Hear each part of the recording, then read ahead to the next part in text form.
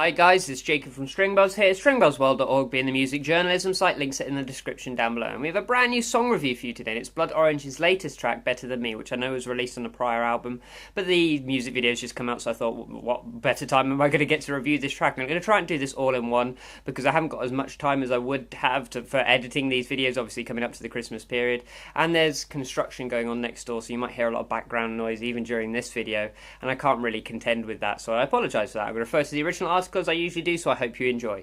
Now, I've only ever heard one Blood Orange track in my entire life, and you know what? I loved it. I actually felt it was experimental, innovative, and really unique in every sense of the word. I felt vibes ranging from Seal to early 90s synth groups to modern day progressive groups. It's difficult to really sum up his music.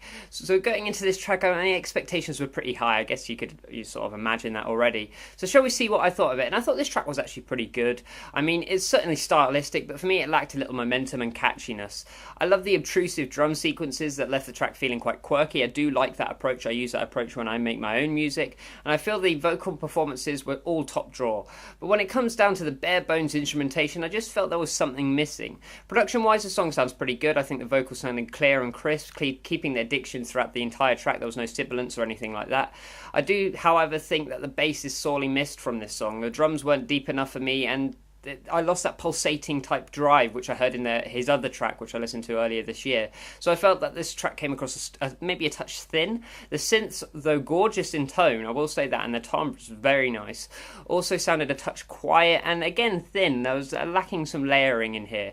Musicality wise, there's a lot of good ideas expressed. I love the time signatures that were played on the drums. Like I said, the quirky beat played, which really cut across with the vocal melodies, because the vocal melodies were very much in 4/4 standard time signature, but the actual drums were quite quirky. I enjoyed that. They were going in and out of different time signatures, and I think that's great for an R&B type artist to do that. It's very different to the competition.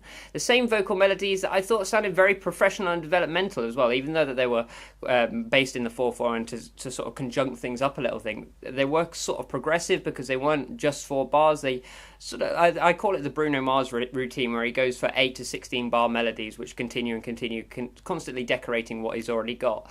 So the form also allowed for an outro section which really changed things up, and I think that this track sorely missed that for a lot of its runtime. I think things stayed a bit too static on one routine, and hence by the midway mark I was a little bit bored. It's annoying to try and review this one because I appreciate the thought gone into the track, but for me the song just lacks a little bit of wonder.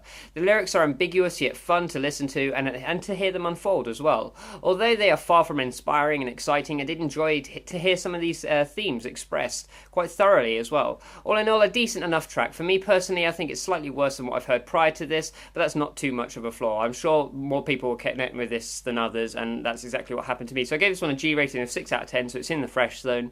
If you like this review, then please leave a like, subscribe to see me, and I'll see you around next time. Bye bye.